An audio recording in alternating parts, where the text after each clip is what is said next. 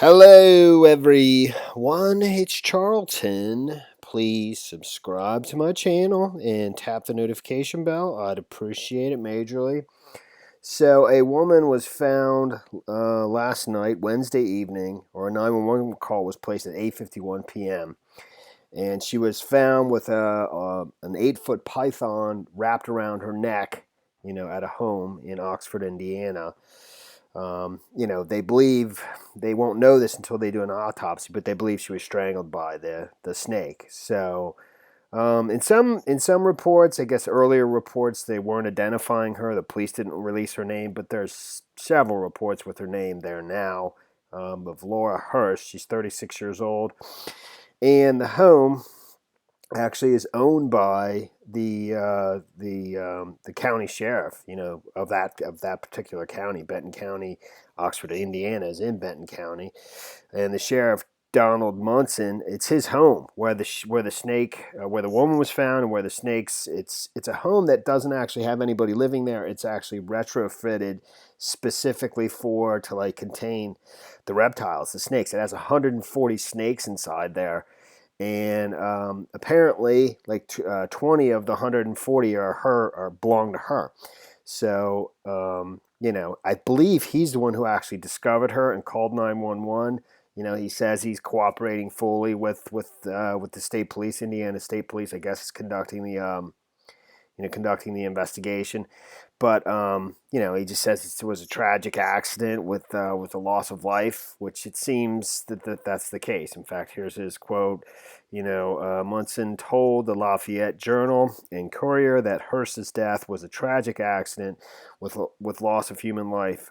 He said he was being fully cooperative with everybody. So he lives next door to this property and there are pictures of her. That's one of them right there. Excuse me. That's the home where the snakes are. He lives right next door to it. Like I said, nobody else lives there. It's just specifically kind of built. I guess there's just tons of cages in there, or cages specifically for snakes.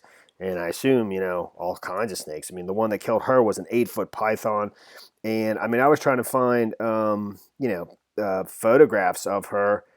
I was trying to find her on Facebook, and apparently somebody else already did. I don't think I couldn't find her Facebook account anymore. I don't know if it's been taken down now or what, but there's tons of pictures of her, with the snakes wrapped around her neck. She was obviously an avid snake lover, and I guess she frequently did that. And in this case, she was by herself, and it just started to strangle her and didn't stop, and apparently killed her. We don't know that yet. There'll be an autopsy, and they'll determine whether or not she was actually strangled. But there are many pictures of her with it, different pictures with snakes wrapped around her neck, particularly that one. But so it's obviously terribly sad. It's just pretty unusual as well. So, supposedly she visits the home twice a week, every week, pretty regularly to visit her snakes. She must love them, but she was found dead last night with one of them wrapped around her neck, an 8-foot python, and she was found dead.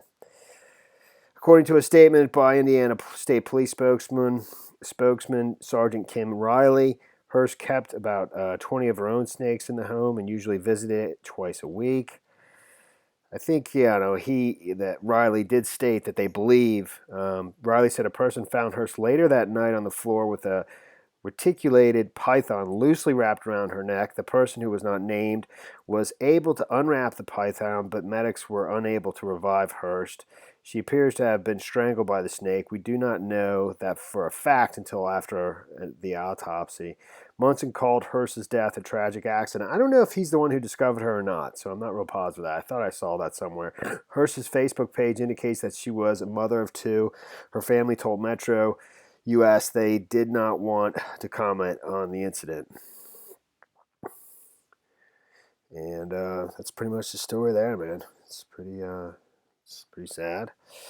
And that's it. Thanks for watching my videos. Please subscribe to my channel. Give me a like down below. And I'll see you in the next video. Later, man.